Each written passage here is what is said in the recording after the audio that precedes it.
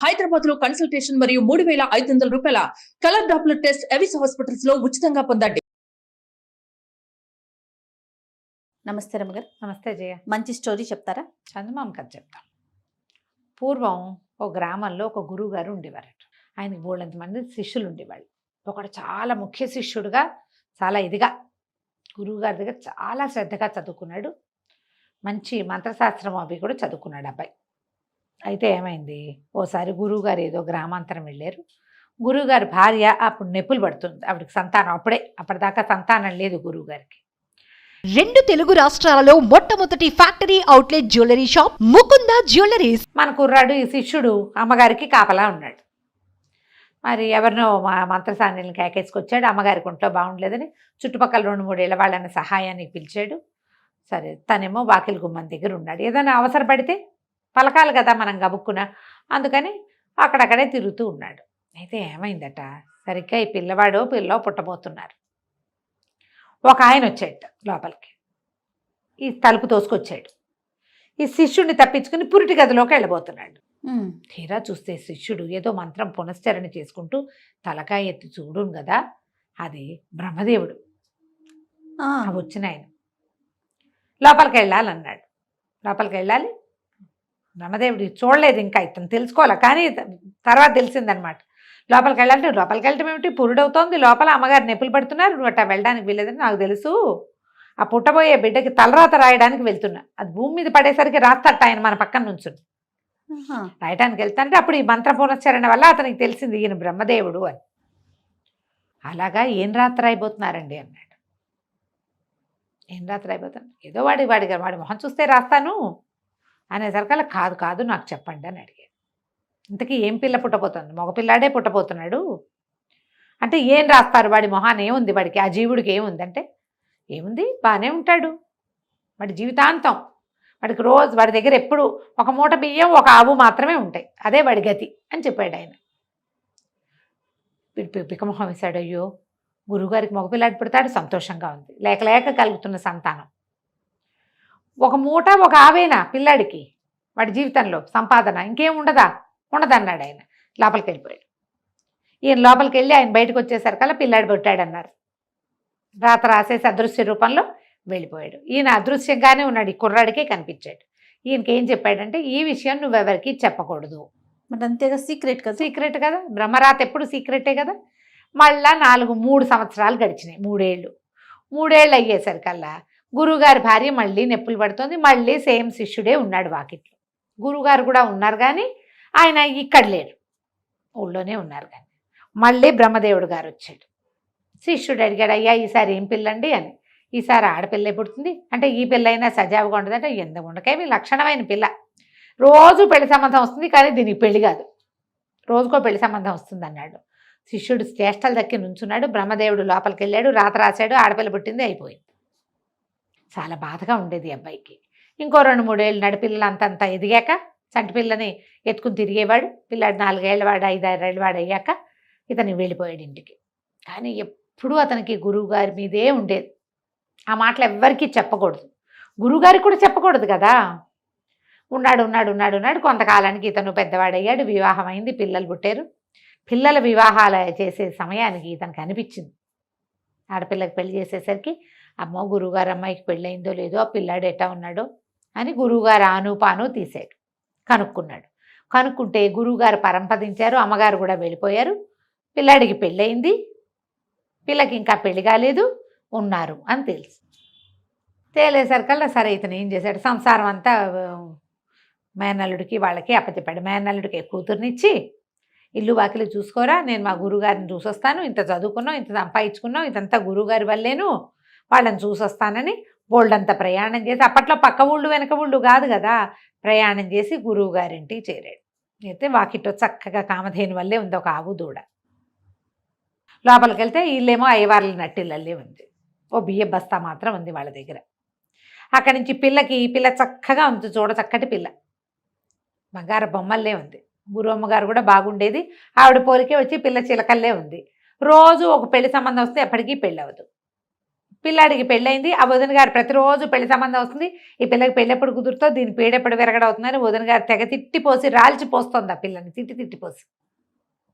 వీడికి ఏం సంపాదించినా వీళ్ళకి ఆవు ఉంటుంది, మూట ఉంటుంది, ఇంక ఎంతకంటే రూపాయి రాదు.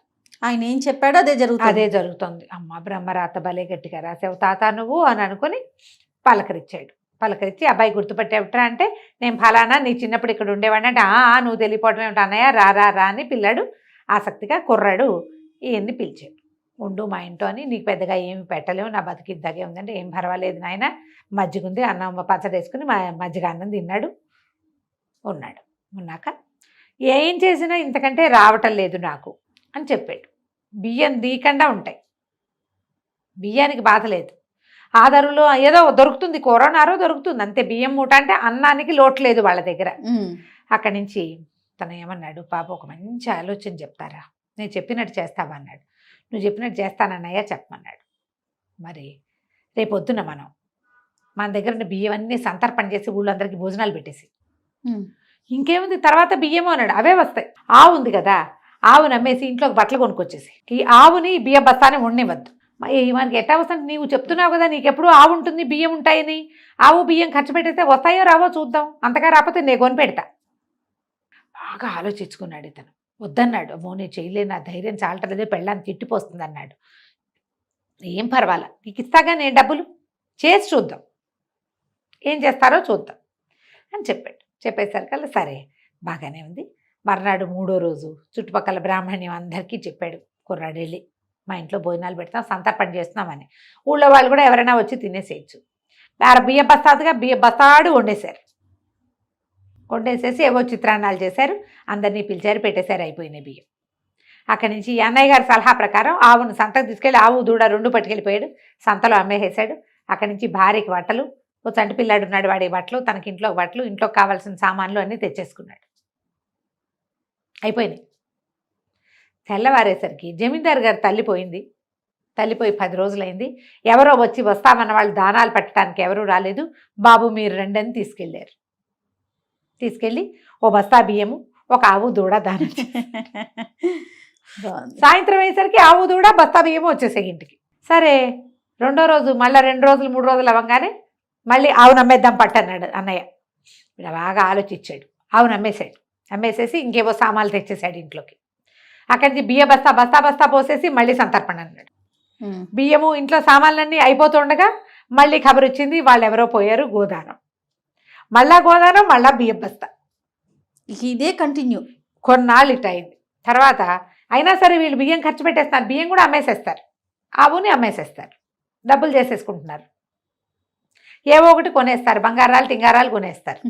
బియ్య బస్తా ఉండాలి, ఆవు ఉండాలి. వాడి శాస్త్రం, వాడి మొహాన్ని రాసున్నది ఏమిటి, బియ్య బస్తా ఆవు. బాగుంది.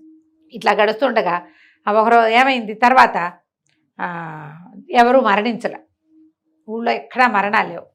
కానీ సడన్గా వీళ్ళ వాకిట్లో ఓ బియ్య బస్తా పెట్టుంది, ఒక ఆవు కట్టేసింది. 4 రోజులు చూసి వీళ్ళు బస్తా వాడేశారు, ఆవును వాడేశారు.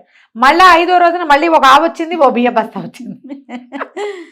ఈ కథ బాగుంది. అక్కడి నుంచి ఈయన ఏం చేశాడు, పెళ్లి కావాల్సిన పిల్లని దగ్గర కూర్చోబెట్టుకుని, అమ్మాయి నా మాట వినమ్మా, ఇంకేం వింటానన్నయ్యా, నాకు పెళ్ళి అవ్వదు, ఇట్లాగే ఉంది నా పరిస్థితి అంటే. అట్లా కాదు, ఈసారి పెళ్లి సంబంధం వస్తుందా, వచ్చిన పెళ్లి సంబంధం వాళ్ళు నాకు కంటే కాసులు పేరు వడ్డాను ఓ పట్టు చీర తెస్తేనే చూస్తాను, కనిపిస్తాను, లేకపోతే నేను కనిపించను, పెళ్లి చూపులు కూర్చోను నేను అనేసరికి, సరే మామూలుగా వచ్చిన వాళ్ళే నన్ను పెళ్లి చేసుకోవట్లేదు, ఇవన్నీ సరుకులు తెమ్మంటే ఎవరు రారేమోనన్నయ్య, అయినా సరే చూద్దామన్నాడు. రేపొద్దునే ఒక పెళ్లి వాళ్ళు వచ్చారు.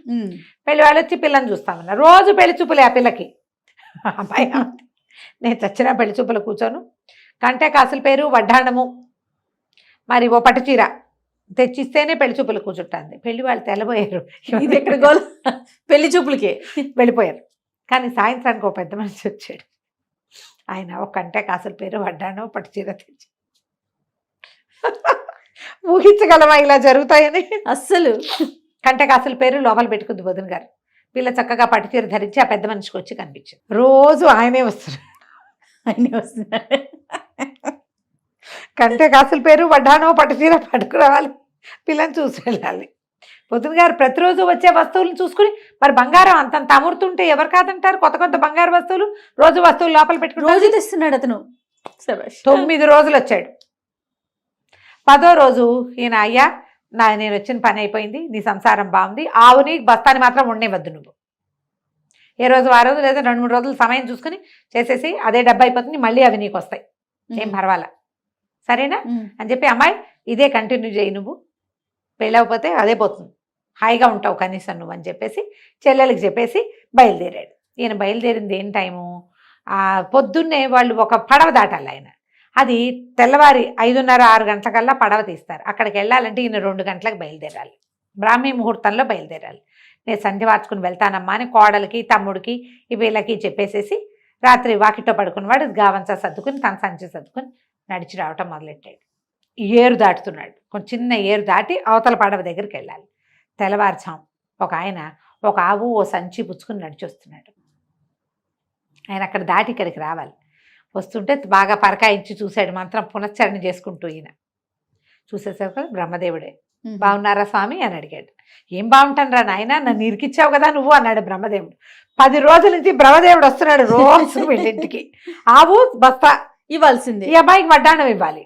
రోజు పెళ్లి చూపులు దాని మొహం మీద రాశాడు. మరి పెళ్లి చూపులకి ఇవి ఇస్తే గానీ కూర్చోనంటే అవి ఇచ్చి కూర్చోవాలి ఎవరో ఒకరు. అందుకని ఆయనే వస్తున్నాడు అనేసరికల్లా ఇతను అన్నాడు, మన శిష్యుడు, మరి ఎందుకండి వాళ్ళ రాత మార్చచ్చు కదా అన్నాడు. రాయటమే కానీ మార్చటం మన వల్ల కాదురా నాయన, నా కర్మకి ఇది వచ్చింది, కొంచెం మాడిఫై చేస్తా, 2 అక్షరాలు సవరించి సరి చేస్తానులే, నువ్వు వెళ్ళిరా అన్నాడు. తెల్లవారి ఇంకో పెళ్లి సంబంధం వచ్చి పిల్లకి పెళ్ళైపోయింది. అబ్బాయికి ఎక్కడి నుంచో ఆస్తి స్వాస్తి కలిసి వచ్చినాయి. ఈ మూట ఆవు నుంచి పైకి వెళ్ళిపోయాడు, 10 ఎకరాల పొలం కూడా వచ్చింది. వాళ్ళు హాయిగా ఉన్నారు. బ్రహ్మదేవుడు తన కర్మానికి వీళ్ళకి పంచాడు. రోజు ఏ చావు రాకపోతే ఆయనే ఆవు బియ్య బస్తా తెచ్చిపెట్టాలి. తెచ్చాడు అట్లా 3 సార్లు. వీళ్ళకేమో 9 రోజుల పాటు 9 వడ్డాణాలు, 9 గంటలు, 9 కాసుల పేర్లు పట్టుకొచ్చి ఇచ్చాడు. అది కంచకి మనం ఇంటికి. బాగుంది రమ్మగారు, తమాషా కథ. మన మొహాన రాసుంటే చచ్చినట్టు మన చేతిలోకి వస్తుంది అది. మనది అయితే ఎవరో ఒక కారణం అవుతారు దానికి, ఎవరో ఒక కారణం. అది మనకి రాతలో లేకపోతే మనం ఎంత ప్రయత్నించినా చివరి దాకా వచ్చైనా విరిగిపోతుంది అది. అంతే. నిజం రమ్మగారు. నమస్తే. నమస్తే జయ.